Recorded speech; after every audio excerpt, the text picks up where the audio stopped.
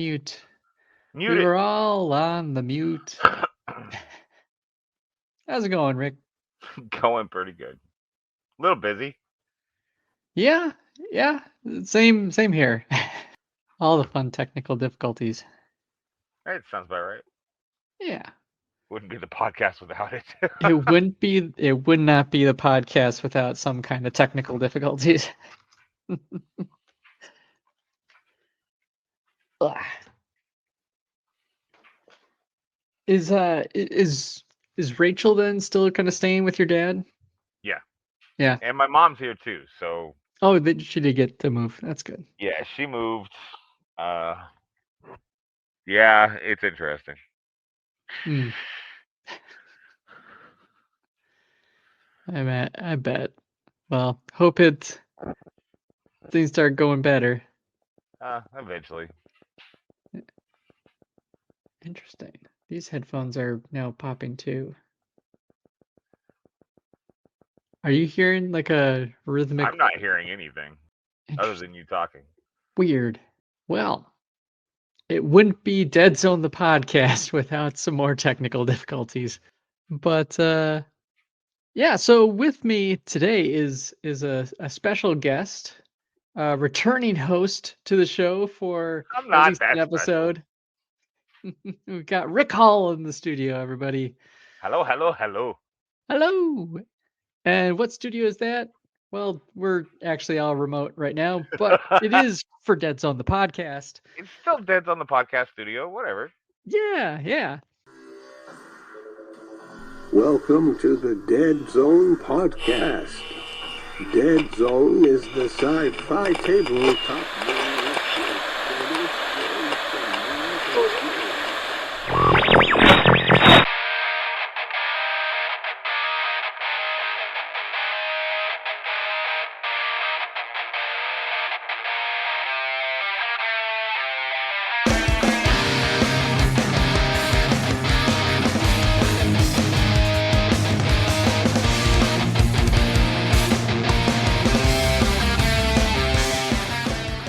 And I'm being strangely like soft spoken right now because I've got an infant who's struggling to go to sleep in the other room, so I'm trying not to be too How that boisterous. works.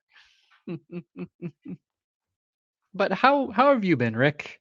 I've been good. I've been busy. Yeah, things are ramping up. It's going to be a great holiday season, that's for sure. Oh, that's awesome to hear. And especially with a whole bunch of stuff coming out in Yeah, very short order. very quickly. Yeah, because we had trying to like I was bad and didn't actually get my notes together before recording. It's It it's wouldn't be an it's episode for us if yeah, there were no notes. yeah. It's been a busy month. Chicken scratches. Uh, not not not just because of Mantic and things, but we got to connect at the Michigan GT Yes, we uh, did. beginning of the month, and Yep. here at the end, finally getting a chance to sit with people. Sit down for a chit chat.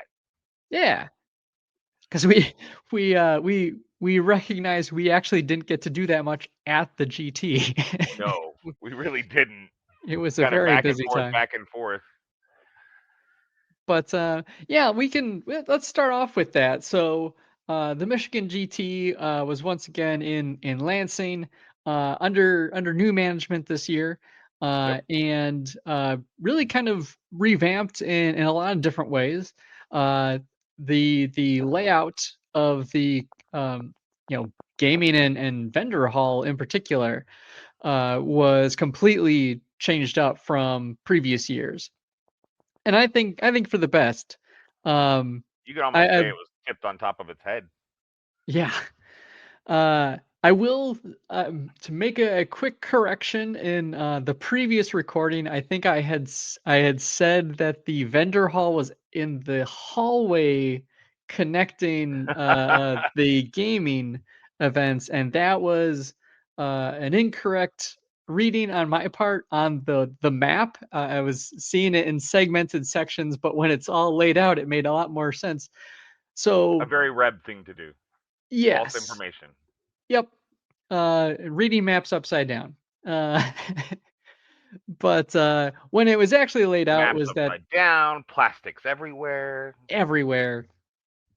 The the north end of the gaming hall was kind of where we were typically found, right? Which is kind of a lot of the other games. Um, and that location was pretty much consistent with it where it had been previous years. But this time, rather than having the vendor hall tucked in the corner, just in the like hall section below that, going further south, they opened up the walls and had reserved that whole side of the convention hall floor for the purposes of the Michigan GT. And what that meant is they opened up the walls, and in between the other gaming space, which was pretty much exclusively the GW. GW side, was the vendor hall stretching in between, and which It's I think, very. If you've been to any of the Adepticons, it's very much so in that same stream where the show floor for Adepticon has 40K on one side, and on the other side it's got a Marvel Crisis Protocol and Star Wars. mhm. The way Rick and his crew did it this year, it kind of did the same thing, but GW had their spot and we all had our spot. From a vendor perspective, we absolutely loved it. Yeah. From what I talked to from a few gamers on both sides, they actually loved it because they weren't hearing all of the AOS and 40K and Lord of the Rings. They weren't hearing those announcements. Like everybody was worried that they were going to. Oh, Because it gotcha. was a Yeah, big yeah. open hall. They thought that they were going to be overwhelmed with the mics and everything from them, and Mhm. they weren't at all. No, yeah, it's got a big enough ceiling that it really disperses the sound in a good way. And I will say too, like from a gaming perspective, it better showcased the scope of how big the Michigan GT is, right? Yeah. Like when it was segregated like that, you really kind of lose sight of just how many people are showing up to this thing. It was a pretty huge event. Um, and in addition to that, you got to then see, um, a lot of the other games that you might not have noticed. I know I, for one, was just like dumbstruck by the Lord of the Rings tables, which had, full on like both two towers, the city of Dale, like they had, I'd say almost 10 tables or so, Yeah, I think it was really about 10 all tables. unique, very kitted out for specific scenarios for like Moria and Erebor, and like it was beautiful. And those towers were easily like 10 feet tall. They were They were really pretty big. tall. They were taller than Rick, and Rick is a tall guy. I'm not that Um, tall. I have a lot of tall friends. um, and so I really love that part of the layout. And like you're saying, like putting the vendor hall in the middle also, at least from my perspective, must have really had a positive impact on foot traffic. Where, being tucked in the corner, in previous years, I think it was people didn't just kind of generally like wander over to it, right? Yeah. It was something you kind of sought out, and now with it being kind of sandwiched between the two gaming halls, and very very much open to see, I think a lot more people are like, oh, I can pop over there, and then look, there's not only a couple of the local gaming stores represented, and a couple of company vendors like Mantic, but you also had a lot of kind of indie artists and Yep. other like hobbyists. I know I personally I A bit picked of up there's cosplay vendors. yeah, a couple cosplay vendors, a bunch of D&D vendors. Really really neat stuff. There was one that I stopped at that they made foam crafts, and by that I mean like uh I got a little like wall hanging not a mural or it's not a painting or anything, but it's a piece of art, but of the door to Moria, where it's speak friend and enter, but it was crafted out of like a foam sheet that's punched in the style of and laser cut, I think, in the shape of the door and little fairy lights underneath. I'm like, man, that is beautiful. It is amazing what people make nowadays. Oh yeah. Even there was even an indie video game group had a booth there, getting people to sign up for their Steam game coming out later this year. Some guys from the Michigan State has a pretty renowned video gaming degree. And so it was a couple of guys who had gone through the program there and were putting their game out and for all the world to see. I think that's awesome. And so I definitely checked out their booth. I'm an old MSU grad from that program, so that's why I was like catching up on and was like, hey, it's like, is this guy still teaching? Is that guy still teaching? Really, really fun stuff.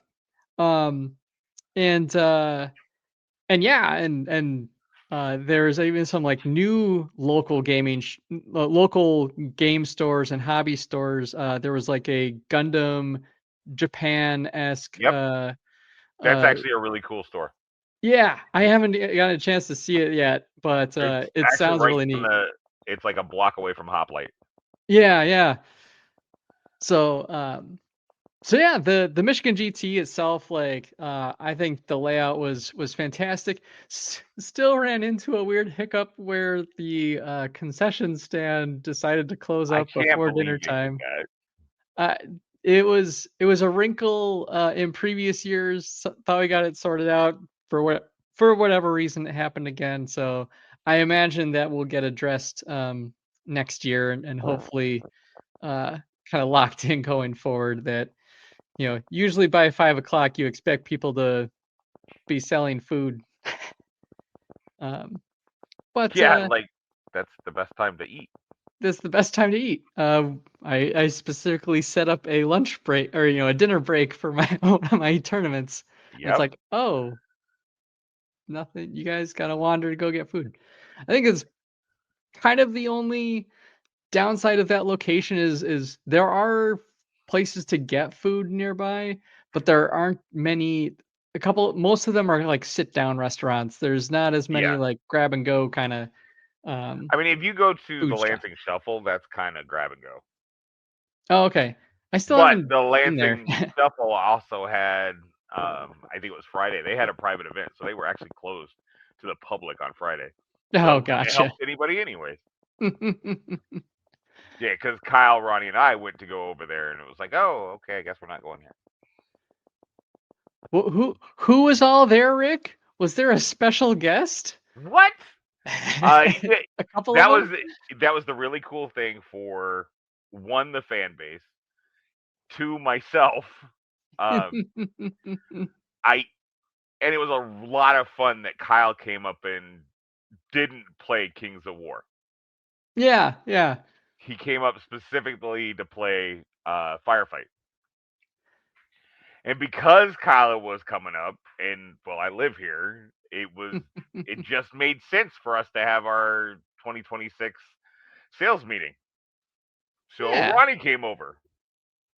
Ronnie had a blast over here in our little town.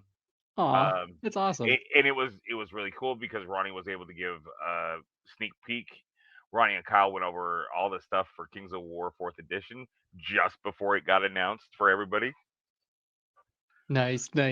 So yeah, there's that. Yeah. And actually, when we hit kind of the mid break of the show, you'll get an exclusive interview that I had with Ronnie. One of the few interviews I managed to snag in the busy weekend. There was 2 other people I'm still actually actively trying to track down to have an interview. That was it was, which is a in its own way like a great sign. Like it was so busy there with in like the vendor hall area that there was just kind of no time to catch some of these people really to not. do interviews. For those that aren't aware, every year at the Michigan GT, we always catch up with Michelle Hardy, and one of the amazing event organizers. She works with all the TOs and makes sure their events are running great and organized ahead of time. Really fantastic person, and has a strong connection with the community and different charity events that the GT is then part of. And so I do hope to have a follow-on interview, which will either be a kind of a supplemental episode itself or added on to next month's. But I do plan to get in touch with Michelle to. We were ships passing in the night at the GT. We just couldn't connect to have our annual interview. So I'm gonna make sure it still happens though, because it's always great connecting with her. And additionally, I was going to connect with Rick Talk, who who runs Hoplite and is kind of now in charge of the Michigan GT. So it's really wanted to see get his take on how year one went and everything, which I hope has been as positive for the event organizers as it was for I think a lot of the gamers. I know myself in particular, I had an absolute great time, and got to not only meet a couple of the newer Pathfinders that are in the area, like Drek and Troy. Troy's not new to me. Not new to you, but semi-new as a Pathfinder. But semi-new as a Pathfinder. He was. We did a previous episode where we talked to him about his Halo Flashpoint tournament prior to running it, and so I got to help participate in that as the ringer, as it were, and turned out it really came in clutch that Ronnie was on site because he had direct access to Elliot when we had an issue getting the tournament started. Yes. But it's good to have those friends with high connections.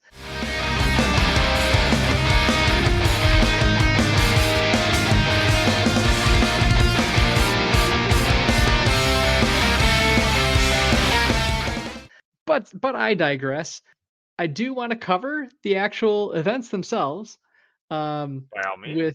With how things went. So we started off with Friday with Firefight, which was our 1,250 point tournament.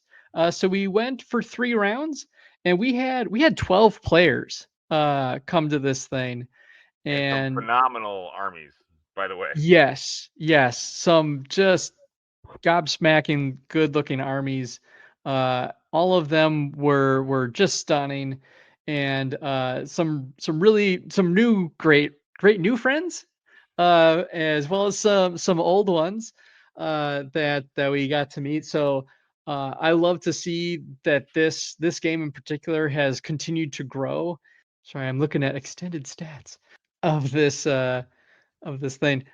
So it was also one of the first times, or not first time, but I've kind of made a point this year to start using the companion app again to run tournaments.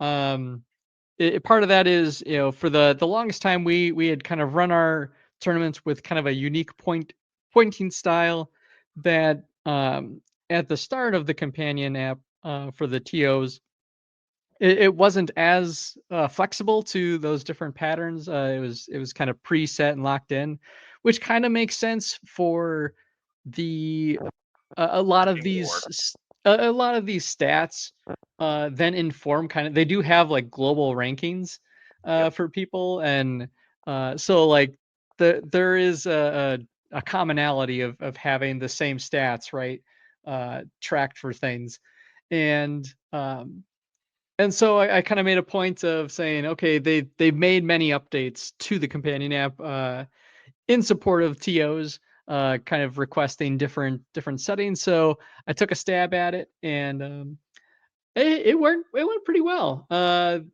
gonna see if I can. Okay, cool. This is where I've got things pulled up. Okay, I think I got this right. So in first place, or I should do it. I should do it this way. Let's see. Do I have my soft scores on this view? I Of don't know, do course, you? it wouldn't be a Deadzone the podcast thing if Bryan wasn't clicking through things actively Click, to click, click. see. I want. Okay, there we go. There we are. All right. So let me just start with our best painted, running and just stunning enforcers army. We have Derek Seibert. Of Is he a Pathfinder? Yes, he is. Okay. I got to meet him for the first time. He was a really sweet guy. Really fun to play or like see play with people. He did a lot of Warpath stuff at the Yes, he events. did. He did a lot of epic Warpath that they were playing, Hmm. and he will be the main gun on epic Warpath at Adepticon. Sweet. Well deserved. Oh, hey, Guy knows his so just stuff. so you know, at Adepticon, epic Warpath's going to be there. Breaking news. You heard it here first, folks. Well, actually, now that I'm thinking about it, those probably need to get turned in real soon. They're already If they turned weren't in. already. I'm usually involved in it, so it's like getting packets together, and it's always at the end of the year. It's like, oh yeah, we got to get all that stuff together soon. Yep. But thanks for the reminder, Rick. Additionally, yeah, his enforcers looked absolutely beautiful, and had like the lighting effects from wrist blades and different weapons and stuff glowing on his units. Really stunning paint job. So just beautiful to see on the field. Uh, and then we did have in third place, as well as the most sporting, we had Chris June, Also a Pathfinder. who's also a Pathfinder. Really awesome guy. He and his daughter actually came up to Yep. play, and then had to head back down to Indiana. So he could run a tournament So he could run a tournament on Saturday for of Firefight. Firefight. So it was really cool for him to come up. You've probably seen his I think it's Phoenix Gaming is Yeah. his YouTube content. He does a lot of battle reports and really cool stuff. So loved having him and his daughter come out to the tournament and play. Really knowledgeable, really helped out with some of the newer players. We had quite the mix of experience, and Chris was a great resource that helped people, either his opponents or those around him. Still took third place, even though I was helping his opponents sometimes to their doom. And so he was running a Veerman list, and then in second place we had Austin Rhodes, another fun guy. I think they're in the same. I'm trying to remember if Austin came with them. There was a couple of folks like from different gaming clubs that were all kind of present. Austin was a really nice guy as well. He was running Asterians, and so a really neat list. And then in first place with 20 tournament points, with 2 wins and 1 draw, we had Justin Wickham from Wisconsin running Veerman this time. And so 2 of the tops were Veerman, but we had a really well represented smattering. I think Maison Labs and trying to think if there was, what was the other one. There was Maison Labs was one of the only ones that wasn't represented. We had Plague, Marauders, Enforcers, GCPS, Forge Fathers, Night Stalkers. It was Maison Labs and Night Stalkers. The 2 armies I have ready for a tournament. So So yeah, it was a really fantastic event, really great set of gamers, really cordial. Like everyone seemed to have a really fun time, and it's also kind of telling me as kind of the TO of the event. I'm like, this needs to expand to either a 4 round uh Saturday. Like this needs to become the new primetime sci-fi game for Mantic at the Michigan GT, because the player base here has consistently turned out Yes. with mostly new players. Um and I know that there's a whole bunch of Firefight gamers in the Michigan area In that the Detroit market that in the didn't come Detroit area in because they were particular. all at a wedding. Yeah, they That's weren't the able only to make reason they it. didn't come down is because they had a wedding to go. Like there was another 6 to 8 players that were going to be there. So yeah, so that's also telling me I need to be making more terrain, and Yes. we need more game mats, I think, Rick. So I think we can figure that out. we'll need to start like creating a tournament stockpile that maybe travels with you or something. Not which you already kind of have, so that Yeah, works out. a little bit. There was that fun heart stopping moment for me when I first got to the uh event, and I was just like, oh wait, um the Kings of War, like we didn't have Armada, which meant that Mike Carter was coming a little later, and I usually borrowed his game mats. Nope, this year you got to use the Mantic game mats. The Mantic ones, Yep. which looked fantastic. They're the game mats are really a stunning line that Mantic has put out, and I need to get more of them. I just also need to get a bigger table that I can actually use them on. I mean, that does help. Yeah. All right. So that was Firefight, and as mentioned, there was the Michigan Grand Prix, which is the big Kings of War tournament, was also on Saturday and Sunday. Really great turnout there. I think they had around 18 or 20. I know there was some. I overheard some discussion around uh, there was other events had kind of shifted, and that's always the tough thing with Kings of War in particular. Like the player base that draws from, there's a lot of events that those players go to, Yep, they and really do. yeah, and it just kind of has the side effect of saying, oh, I can only go to, one or the other, and as certain events start overlapping, it becomes a little bit more difficult for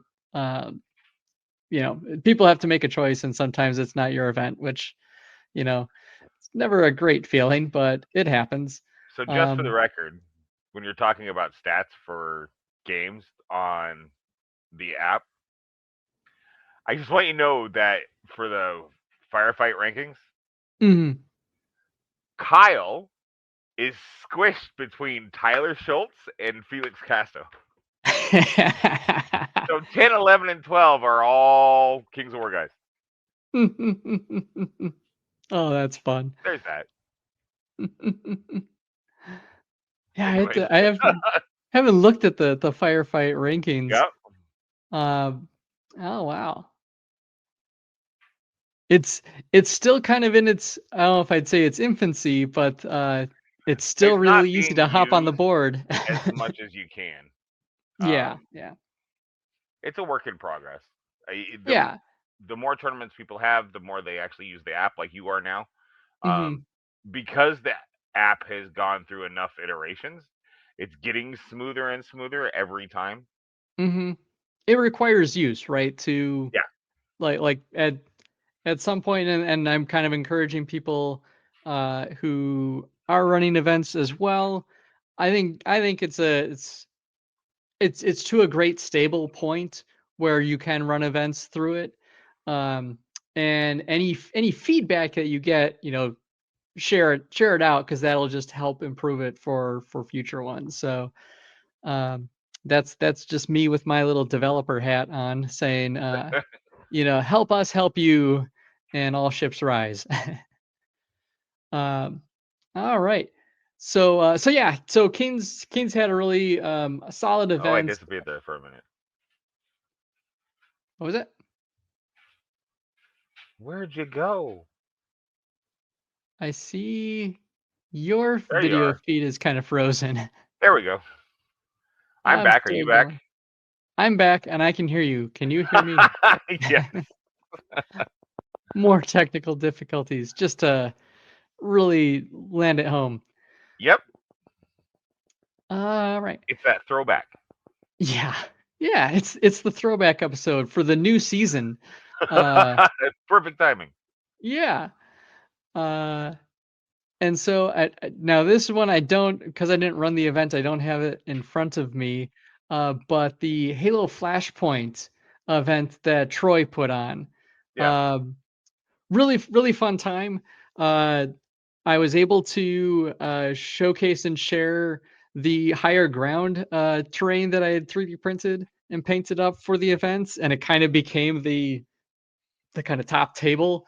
There was some really neat, fun glamour shots of a Master Chief versus an Atriox that went down on that board. So awesome. That's pretty cool. But that was another really fun one. A lot of new players coming in. Like, there no familiar faces from like the Deadzone crowd that typically makes it for the Michigan GT.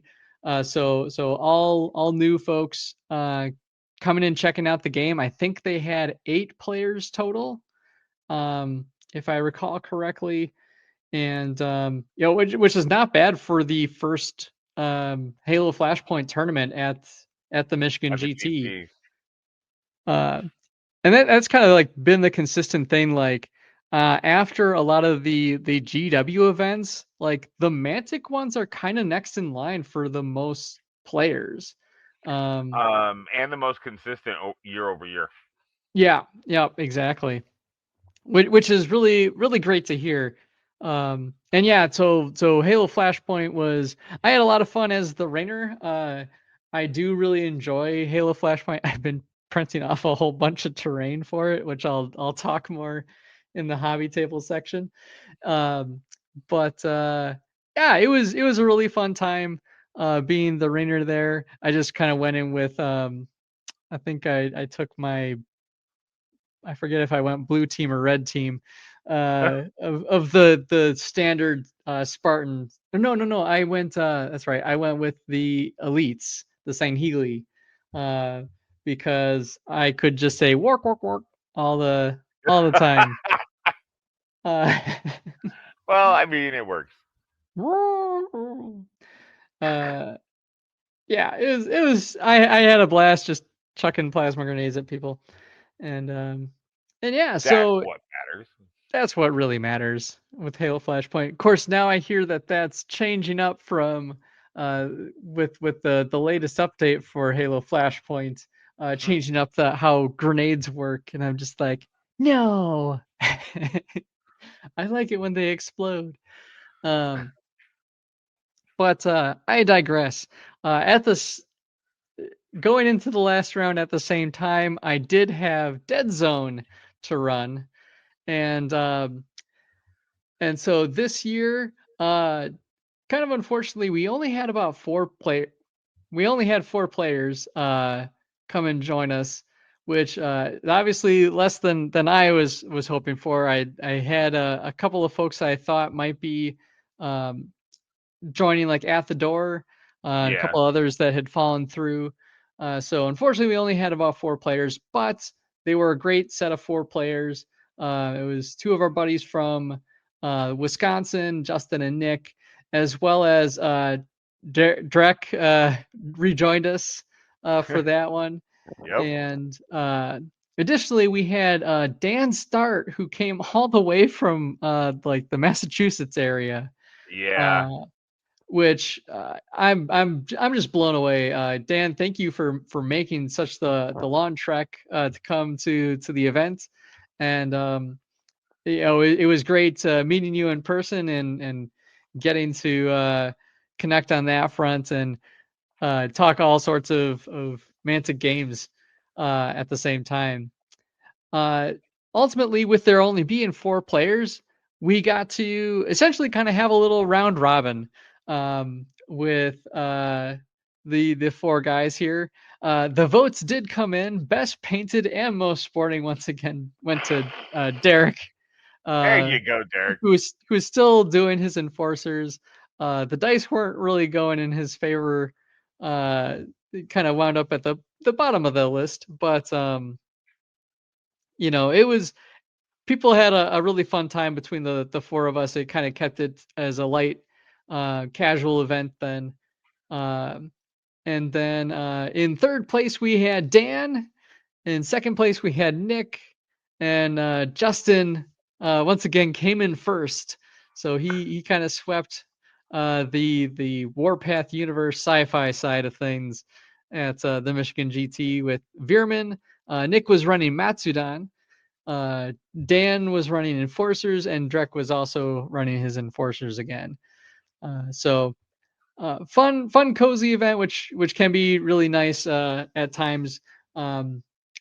As once again, I like putting on my TO hat. My goal is to get that scene growing again and get some more players. I know there's a bunch of local gamers in Michigan. We've had them come in the past, but I also do kind of recognize new players as also a very important thing. And so helping convert those Halo Flashpoint players on over to understand the joys of Deadzone, and as well as just kind of expanding that player base. And this is where I think ultimately the Deadzone and Firefight tournaments will likely swap next year at the Michigan GT, where Deadzone maybe is more of a Friday night one where it's kind of a smaller tournament and shorter, giving Firefight, where we've got a lot of players regularly making it out, get them a nice full 4 round or Full Saturday, more. Yep. A full Saturday worth of gaming in. One more year is a one day and turn it into a 2-day in 27.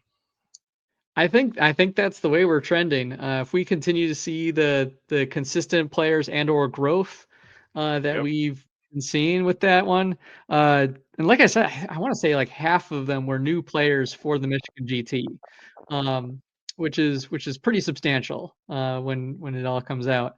So yeah, and that was kind of it for me. I was a little shot after that, but we, as Rick alluded to, we did get a fun little Ronnie Mantic Night sneak peek at some 4th edition stuff for Kings of War. Got to chat about all sorts of other neat things that are in the works. And like I said, I've got that interview will be coming up here in just a moment with Ronnie himself, talking about all sorts of other neat stuff. So we'll take a quick pause and you can listen to that. Pause.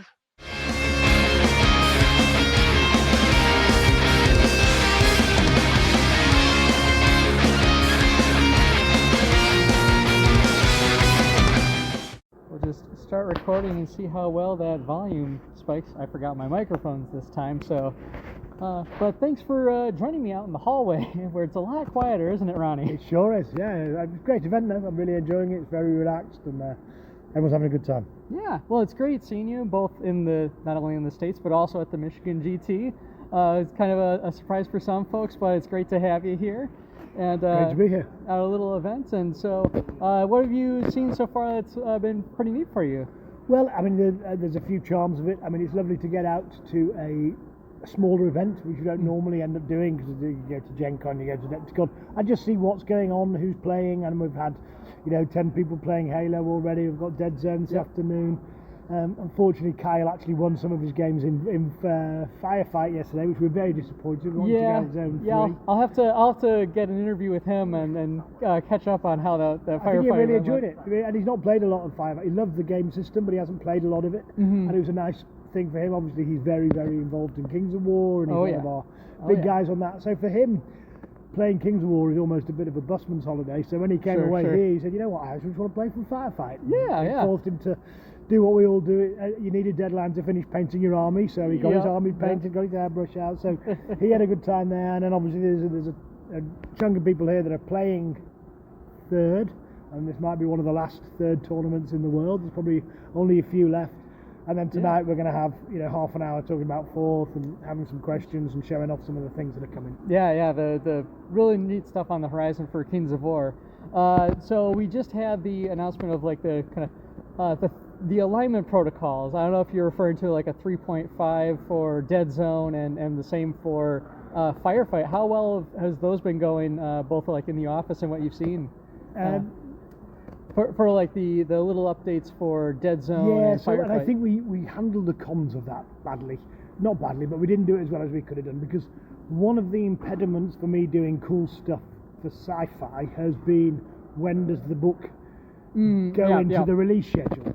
And each time it's getting squeezed by, there's a Halo release, there's some Kings of War, this, and we had that big summer of sci-fi last year, which was fantastic, thoroughly enjoyed it, and we all lined up. Now obviously our sci-fi bandwidth this year has been taken up with Epic. Exactly. Massive. I mean, it's it's going massive. to be, as tiny as it is, it's very exactly. Epic is it being epic? Yes.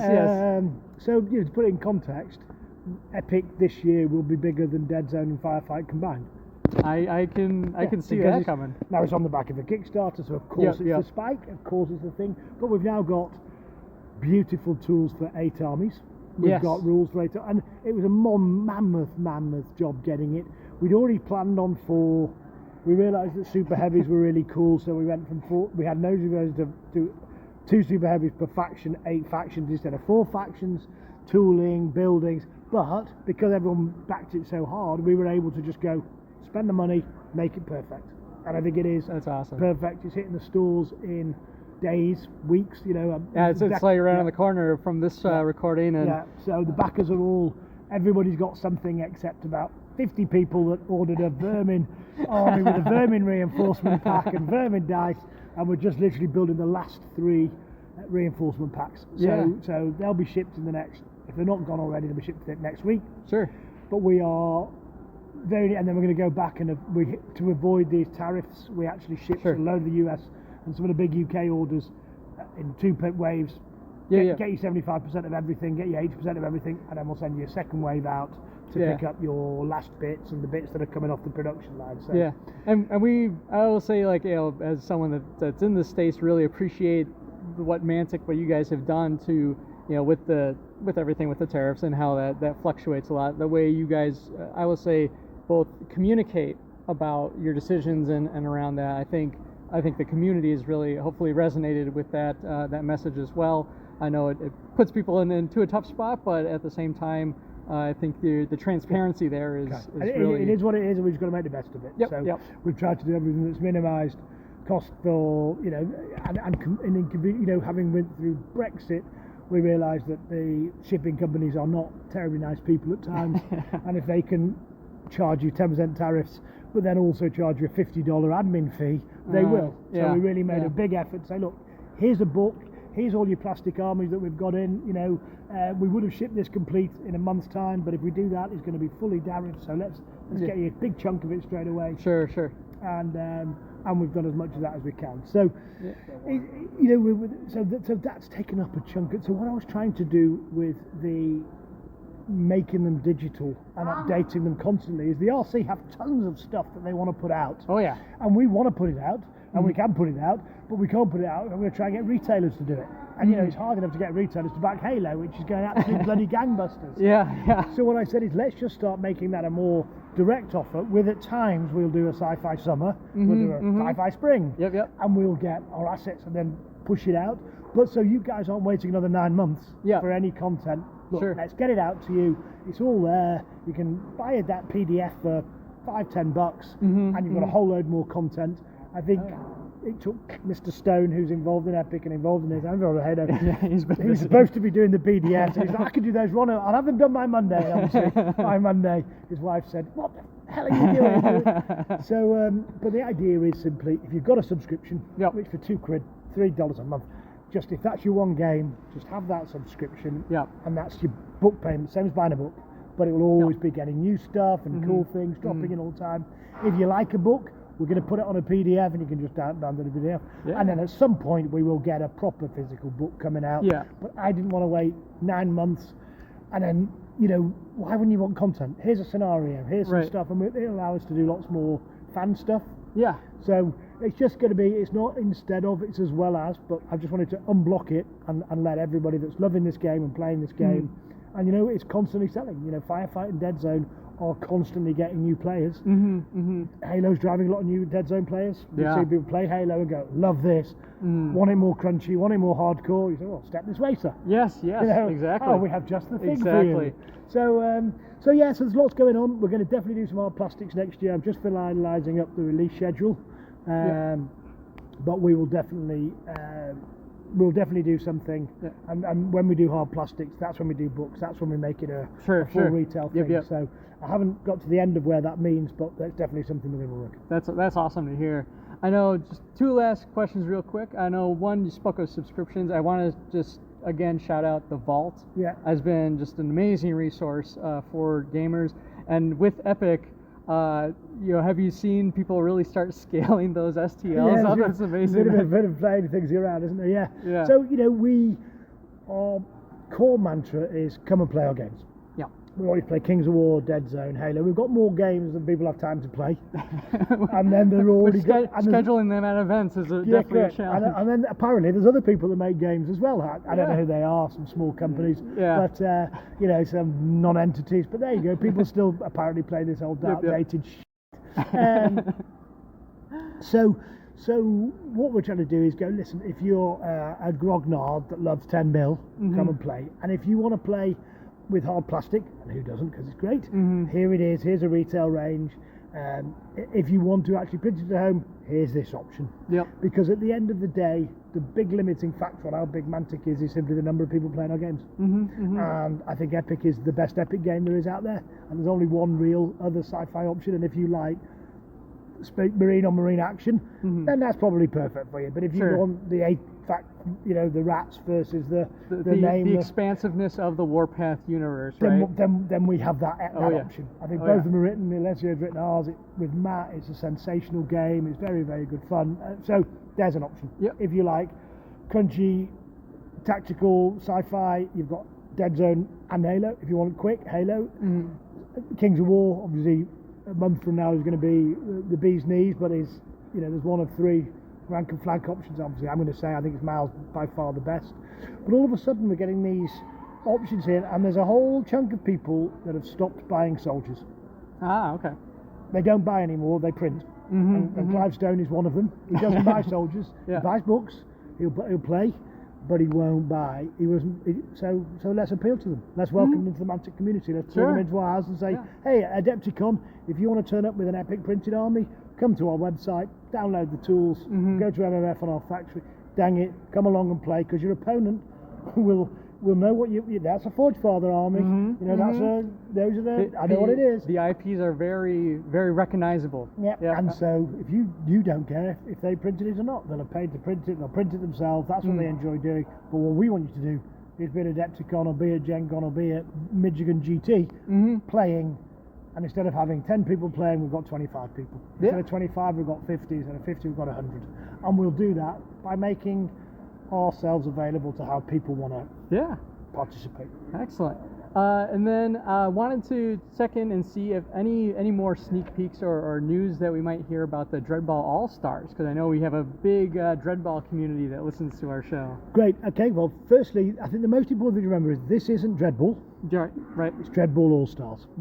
This is the Saturday night MVP game, and we're going to lean into that. So what are some of the things you're going to hear? Everybody's named in the team. They're going to do the outrageous, crazy, oh my goodness. So I think I'm going to start building up. I'm probably early 26. Okay. We'll be bringing it to Kickstarter. Sure. And it's going to be crowdfunded, and we're going to look to go. I think we're looking to do two things. All the existing gamers, we want you to go, oh my God, and we had an open day about 8 weeks ago where the very famous person that we've got involved in it, whose name is Woo. Well, it was a weird echo. Did it just, yeah. Just cut out because I could say his name, but anyway. Yeah. But we've got, I think, just the best person that could possibly write it to come and work with us on it. And we gave him free rein and said, look, make it the All-Stars version, make it the same but different. Yep. And I think he's done that, and so it feels very fun. We had 8 hardcore Dreadball players in there. It was in the UK just simply for conveniences. And at the end of the first game, I said, okay, you liking this or not? And they were like, yeah, we love it. Awesome. It still feels Dreadball, but it feels Dreadball different. Sure. And that's what we wanted to create. Yep. Doesn't mean we won't come and do Dreadball again at some point, but now this is not Dreadball Dwarf team versus Goblin team versus Thingy team. This is All-Stars. This is All-Stars. And so lean into the kind of crazy, lean into the wacky, have fun with it. And so watch this space. Sculpts are looking absolutely stunning. Rules are looking absolutely phenomenal. We've got a few very cool things that we've learned about how we can keep you playing it, because I think that's one of the things with League play and everything else like that. So again, came up with some great ideas about how we could do that. And we've it's echo, isn't it? So watch this space. Once we've got 4th out the way, around Christmas time, that will be one of our big announcements. Cool. We'll be dropping a whole load of info, some sculpts, where we're going with it and what we're going to do. Awesome. And last one, because I'd be remiss if I did not ask, any news on the Rebs? Well, I think we were talking about plastics, weren't we? Yeah. Next year, so yeah. I don't know, have you done those? Have those clicks, those likes gone up yet? We're working on it. We're working on it. So, I check on it every now and then. It's like, okay, let's add these tools. Well, and it's from our side. I kind of assumed when I said it that the Halo factor would just blast those numbers out of the water. But actually, I think you have to work really hard with content to get people to click these days. A little bit, No one does them, which is like, what? You go, that's cool. Yeah. So like, share, and subscribe. Like, share, and subscribe. So we're just, we will look at that, and as I said, I'm going to plan next year. Obviously, they're right up at the top of the list. There's a couple of other contenders for what we could do, but we'll sit down, look at it, have a chat, and go, look, this is what the game needs. Let's give them that. Well, we love to hear that, Ronnie. So thank you so much, sir, Brian, for joining us on the podcast. And cheers, everybody. Have a great time, and enjoy whichever Mantic game you're playing. Thanks, Ronnie. Cheers. Wow, we're back. That was crazy. That probably would have been so long. Probably would have been better if I had like a nice, mark in the podcast to know when I needed to make that cut. But that's a problem for future Bryan, as he's got to probably edit this episode in the next 2 days. Well, I'll probably do it tonight. It's part of how this works. Yeah. So, we obviously put a lot of emphasis on the Michigan GT, which kicked off the month, but there's been a whole lot going on at Mantic in the sci-fi realm. Yes. And then I don't know if you want to talk a little bit about the latest from Epic Warpath, and that stuff's starting to hit store shelves, if I recall correctly. So Epic Warpath, it's gone out to all the backers. It's now starting to hit retail stores. There's a few stores that got a little bit more of a jump because they went heavy on it, so we wanted to get their stuff out first. But yeah, it's starting for those stores. Like when people start listening to this episode, most of those stores will have their product in hand. And then of course over on My Mini Factory, that is doing incredibly well. Yeah, there's the Frontiers. Yep. If I say the right name for it this time, I think I called it Tribes the last time, and they're like, that's a different thing. Yeah, a little bit. Yep. So the Frontier campaign to get basically the STLs of the core units for Enforcers, Asterians, Forge Fathers and Plague. Yep. That's what it is.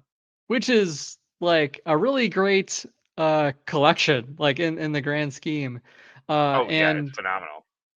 And I won't lie, like I totally went in on that, if not exclusively for this reason, but mostly for this reason, so that I can take those STLs and scale them up and start printing off some really obnoxious official Mantic minis, such as a whole little fleet of Striders and the giant mech that the GCPS get to use, and the Enforcer, like Dracon class like cruiser.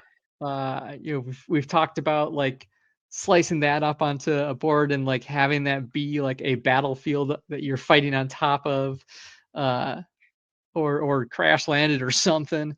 There's a lot of options that can go to that. So yeah, definitely go check that out. Just for the record, Brian, it's also an amazing game. It's also an amazing game, which I haven't had a chance to play yet. Scott, unfortunately, Scott wasn't able to join us. I probably should have mentioned that at the top of the show. He's got a lot of life things going on right now, and unfortunately wasn't available. But he is definitely into Warpath right now, and could definitely champion his enjoyment for the game. I'm excited to get my hands on it a bit and get a couple of games in. I think that'll be a really fun time. Rick's just showing off some epic Warpath jet bikes and other little tiny dudes. It's like it's like between 10 and 14 millimeter. It's like super itty bitty. So yeah, I'm definitely. It's so weird to hold a Strider. A little Strider in your fingers. No, I'm definitely gonna be scaling some of those up. The quality, Why am I not surprised?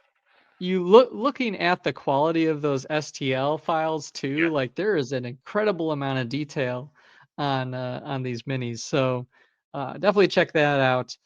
And then I know obviously we talk about some Deadzone adjacent things. We have the ODST set dropping here very soon. Not dropping soon, dropping. It is fallen. I just unloaded 5 pallets here at my house for US shows. Rick's got a big house. Yes, so shipping has started this week of October, this last week of October. So for people in Michigan, the first chance you have to grab it is actually at Youmacon. Did I say that one right? Yeah, Youmacon, I think is Youmacon. Games for Life will actually have copies of the that's ODST right. Feet Furthest in that hell there. That's awesome. Yeah, so that's going to be probably when this episode airs, the day. That's great. Because this is probably going to come out like Friday, which should be the first or second day of Youmacon. So, go check that out. It's a great event. It snuck up on me this year. We had made plans to go in previous years and had gone with friends and whatnot. Had a fun time checking out the vendor hall and everything. Not in the cards this year, but for our household. But it's a absolutely fun like anime nerd gaming convention down in the Detroit area. Definitely go check it out, especially now that you can get your hands on some ODST action there. And then I'm trying to think if there's other things that are kind of in the works and coming out. Obviously, we've got some more news is starting to trickle out about Dreadball All Stars. So that's going to be a Kickstarter coming up. Excited to learn more about that. And there's that little thing called Kings of War 4th Edition. There's other podcasts that'll talk about that, Rick. What I about know the advent calendars? Yeah, exactly. I had that thought and then I lost it as we went on a tangent. And yes, we've circled back to it. Yes, the advent calendars are back this year, in a And there's really a whole fun lot and more. in a huge way. You've got I believe the classics are still there. I'll call them that. The Barroom Brawl. Barroom Brawl in Deep Space. Yep. And the Pest Control game, which I got last year and painted that setup. Had a really fun time doing that. Haven't had a chance to actually play the game inside yet, but it does look like a lot of fun. Where you're running around, defeating vermin and clamping down these airlocks and stuff. And so, yeah, then there's obviously there's worms, there's all sorts of other goodies that are You have the available. worms, and then you have The Walking Dead. Yeah. And then so we also did like just a train crate advent calendar. So the train nice. crate advent calendar is just train. Okay. It is cool. the one that we have that is not a game. Not All the in rest a game. of them are fully playable games. And like for like The Walking Dead and for Worms, there are specific sculpts just for those for the advent calendars. Oh, excellent. Very cool. Yeah, if you have a gamer friend in your life, or you are a gamer friend yourself, and you want to gift somebody a really neat thing, these advent calendars are really great, and a really fun time from Mantic. They're really really good quality. They're not like other scams that you'll see on Facebook or anything where it's like, oh, here's a D&D advent calendar, and then you get this weird tackle box with some Seahawk duct tape on it and just random knickknacks. No, this is legit Well, and stuff. The great thing about them is they're called gift calendar games. Mm-hmm. So, we both know Rachel loves Halloween. Mm-hmm. Mm-hmm. Getting someone like Rachel the Walking Dead gift calendar is perfect for Halloween. Mm-hmm. Especially when you celebrate Halloween for the entire month. Yeah. Or 11 months out of the year. But that's just Rachel. Yeah. But yeah, they make great gifts for birthdays, for other holidays. It's not just that Christmas season. Absolutely. So definitely check those out. This time of year, they are going up on sale. And then I'm trying to think any other news. Rick, we've got you on the show. I'm sure Ronnie probably gave you permission to spill the beans on everything. Redacted. You heard it here first, folks. Redacted. Very cool. So it is one of those things. So being in this position for a year, I don't pay attention until I'm told we need to sell this. Okay. Years. You would think I would and I've been asked by multiple people in communities, hey, what's coming for this? What's coming for this? I don't know. I'm not in development. Plausible deniability. The best kind of deniability. Well, I think, why don't we take a quick pivot and hop on over to the hobby table? We're going to cover that quickly. I know we've been going a little long already.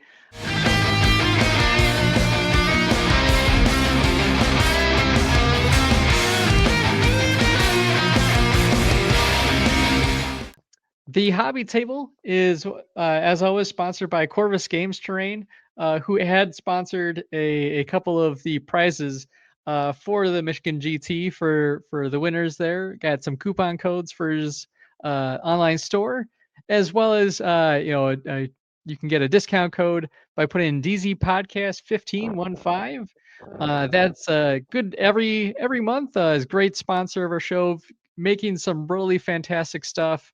And those that aren't following them on Facebook yet, he regularly posts some of his works in progress. He's got a new cyberpunk line that's been in the works, including some really stellar banners. He always does like additional art to go with and supplement for things like billboards and whatnot.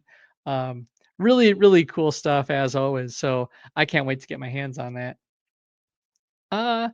So in the hobby table, uh, I've done a lot of weird things lately with and as far as a hobby goes.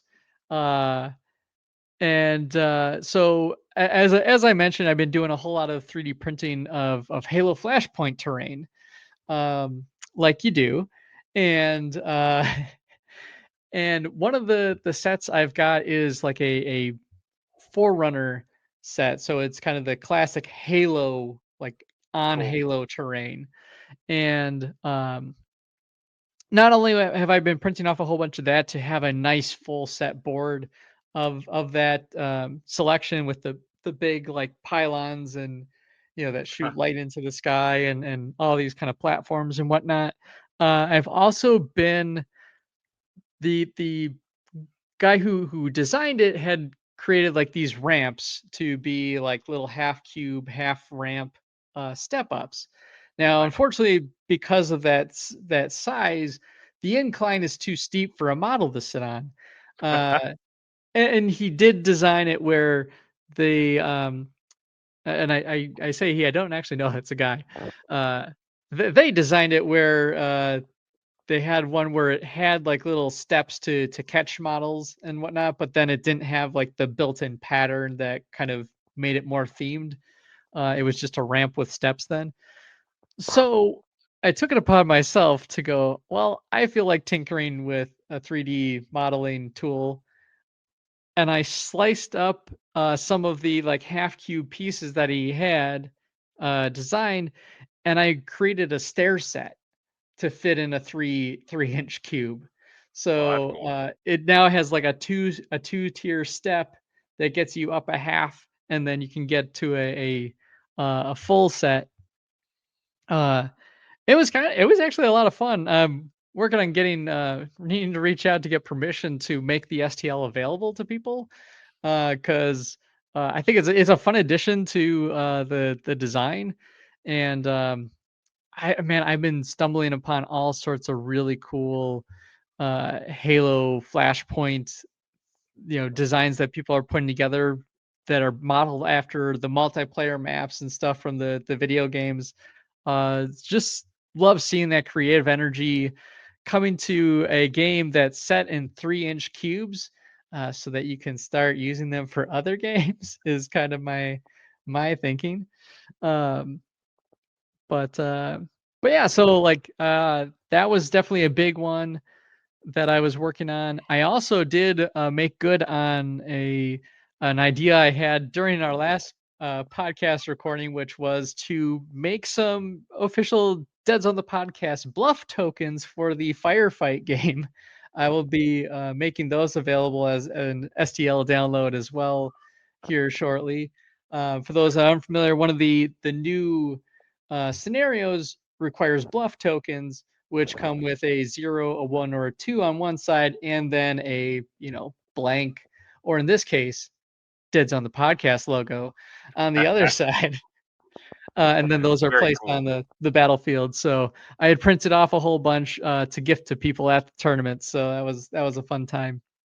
And then it really has been managed to get out and prime some of that terrain that I had printed off on probably some of the last few nice days outside before the autumn and fall and winter really take hold. And I do still have a couple of projects on the hopper that I'm planning to get to eventually. I think I talked about this project last time.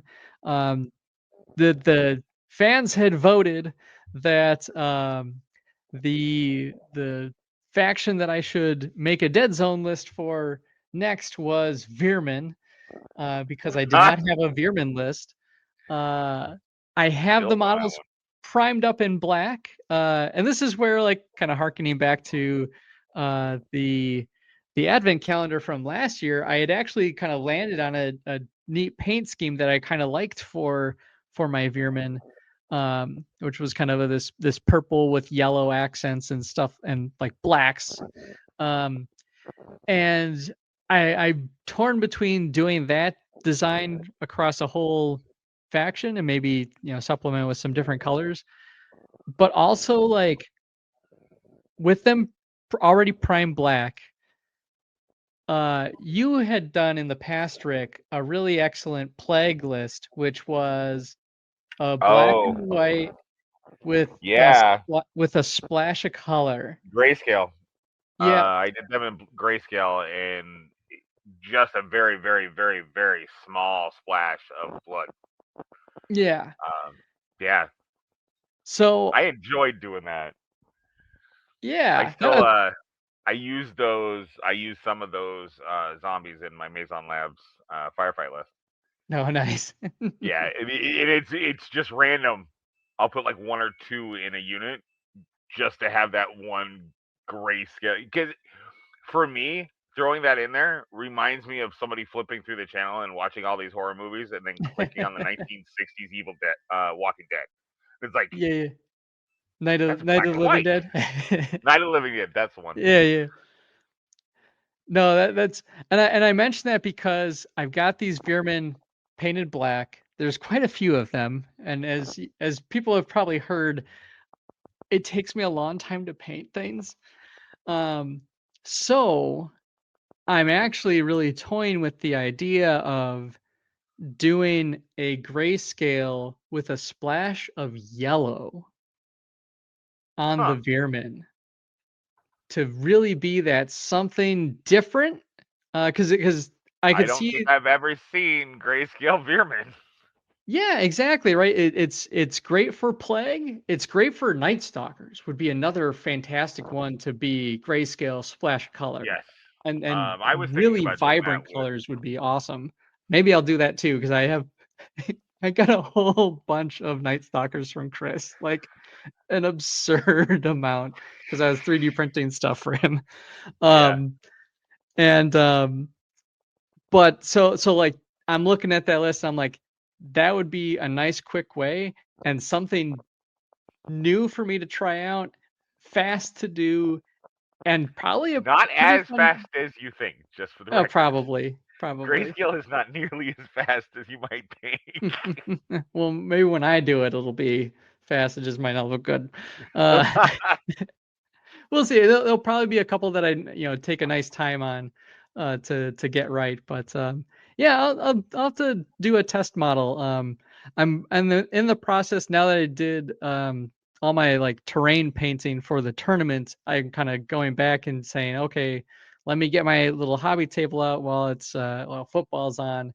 That's always been a great time for me to get some painting done, and so just gotta set up the space and get painting again. Oh yeah. But yeah, there's plenty of other things that are not Warpath relevant that I've been hobbying onto. I always get that kick after big events, because you're just kind of surrounded by people that inspire you. And like another one that I have ambitions of making is I found an STL that was a D8, like not chest, but like a little D8 tray. And I'm just like, well, that would be fun to have a Deadzone the podcast D8 tray. It sure would. So that's me going crazy with a fun STL stamp that Corvus Games Terrain had designed for us many years ago for tokens and stuff, and gave us permission to use. So I'm stamping it on everything. But yeah. So I've been talking a lot. Rick, do you have anything on your hobby table? Actually, most of my hobby stuff is on my printer. I printed off all of the reinforcements for the Asterians for Epic Warpath for Kyle that I gave to him at the Michigan GT. And I've presently got my nameless reinforcements printing. Gotcha. Because for me, Epic Warpath is all about the nameless. Because I've wanted personally, I've wanted nameless in Firefight forever. But they're now in Epic, so I get to play them, and yeah, their supports are amazing. And then of course, so really, like, I haven't had much time to sit down and paint because of life. Yeah. You learn. My wife would say, 50, do not recommend. I would say, raising your parents, do not recommend. But I have been able to break away on the last few Fridays to go head down to Hoplite and get in some Kings of War Champions. Oh, nice. I've enjoyed it. I mean, obviously, I'm always the sci-fi guy. I'm still very much so a sci-fi guy, but I'm realizing that actually Kings isn't bad. That's a fun way to put it. I would say I would throw into the mix those that are into the sci-fi side, like the games that Mantic puts out, are maybe tangentially related to or interested in the fantasy side of things. Yeah. But maybe are intimidated by the scale of Kings of War. And due to that, Kings of War Champions is an amazing piece for that. Yeah. And I love that we're able to get to the store and play 2 to 3 games. That's awesome. Yeah, it's fast paced. There's not a lot of models to be involved. You don't have to worry about list building that I suck at unless it's Deadzone. Yeah. No, absolutely. Like the Champions game sets are really, really solid small scale thing. I think it kind of runs into that thing of, depending on the faction, like a dozen models maybe on the board. So it's like the scale of like a Deadzone faction. I mean, it really is. Like 200. It really is. When you break it down, obviously it's rank and flank. So you have a couple troops. You have your champion, and that's it. So you usually have, I think it's 4 units, 2 soldier type units, and then 1 pretty nasty dude, or cavalry in the case of Basileans, and then your champion. Every single box is like that, but they're all super unique, and it's not going away. Yeah. Champions is not going away. It's a really great entry point into it. If you'd like to dip your toes, try out a different style of game without a big commitment. I think it's a great way to get started, and yeah, it's a fun one. Like I said, if you just want to try it out, we understand that everyone only really wants sci-fi, but there are those people that like fantasy every now and then, right? It's an acquired taste. But every now and then you like to read Lord of the Rings or something like that. So check that out. And then hop back to like Forever War and Cyberpunk and all sorts of Neuromancer stuff. Alrighty. So with that, I will to recap one last thing as we kind of close out the show. I had put out the question when I had mentioned that the episode was delayed a little bit. Put out the question to the folks, like, with it being spooky season, which is the scariest faction in all of Warpath? And I got quite the array of answers. You did. I was keeping track of that. It was kind of amusing.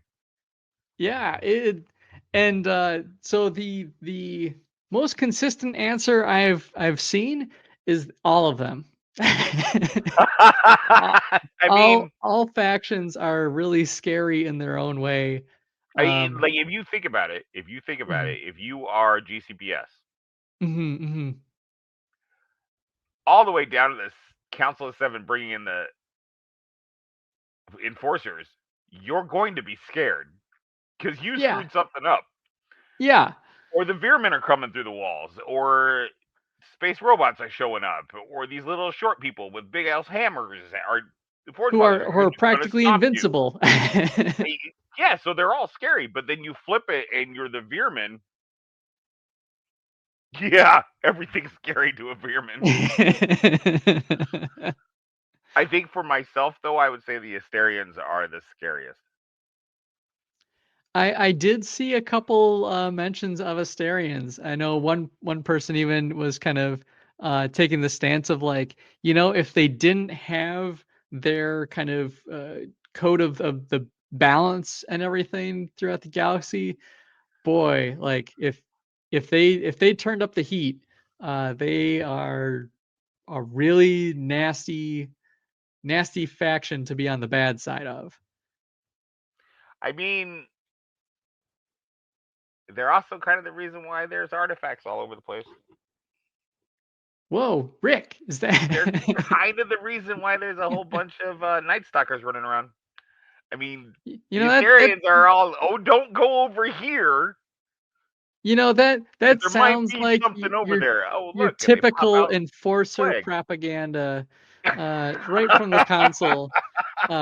Blame it on all the other factions when we know Mazon Labs were the ones now wait responsible. A second. Mazon Labs was working on something incredible that was going to help a lot of people. It's not our fault that go to the showed up. The nth dimension where all these eldritch horrors live. Yeah, it's great. But so fans of the show, feel free to write in or post on our wall, all of our social media platforms. Tell us what is your most favorite scary faction in the Warpath universe, and why. I think at the end of the day, Rebs are the scariest faction because they show what the strength of numbers when those who rise up to break their chains. They would be nothing without the Marauders helping them get out. The Marauders are the original Rebs. Absolutely. What I'm hearing is that the Marauders are part of the rebellion, is what I'm hearing. They created the rebellion. Yeah. So I reiterate, Rebs should be an auxiliary unit that can be taken in a Marauders list as part of Firefight, or a GCPS auxiliary unit that can be added to. I'm just saying we got options. There are Rick, options. It has been an absolute blast having you back on the show. Thank you for joining us on the season premiere here of what did I say? Season 6? It's season 6 because I was there for 5. Yeah, you were there. You were there for that, and yeah, we did this a year ago, saying goodbye to me. Yeah, wow. The times there are changing very little apparently. But yeah, no, thank you for coming on the show and recapping the Michigan GT for us. Thanks for being awesome as always, and being the voice out there and organizing the Pathfinders. For those that don't know, Rick does an excellent job coordinating, rallying, and getting the Pathfinders everything that they need to get these games out in front of people, and does a pretty fantastic job of that. So kudos to Rick for keeping that fire burning. And if you are interested in joining the Pathfinder program, find Rick online somewhere. Yep. Reach out to me and, we'll make you a Pathfinder. Yeah. All right. As long as you don't play the Rebs. You have to play the Rebs. That's a requirement now. I saw it in that NDA. Like it's a legally binding thing. Weird that a Rebs would want to sign a contract, but for the greater good is how I think about it. So thanks everybody for tuning in. Have a safe and happy Halloween, and other holidays to come by the time the next episode comes out. So with that, I've been Bryan. I'm Rick.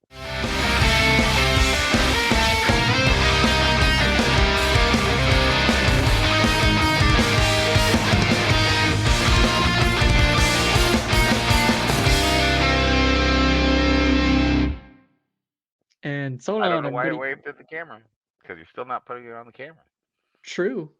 Yeah, I'm still not doing that. Even with I the didn't new ask season. about it, I just knew. Yep. You know, one day, but that's a problem for future Bryan to get some new video editing software. On the plus side, I do have the video footage if I want it before I delete it to make room for the next recording. Well, you know. That was fun. Yup.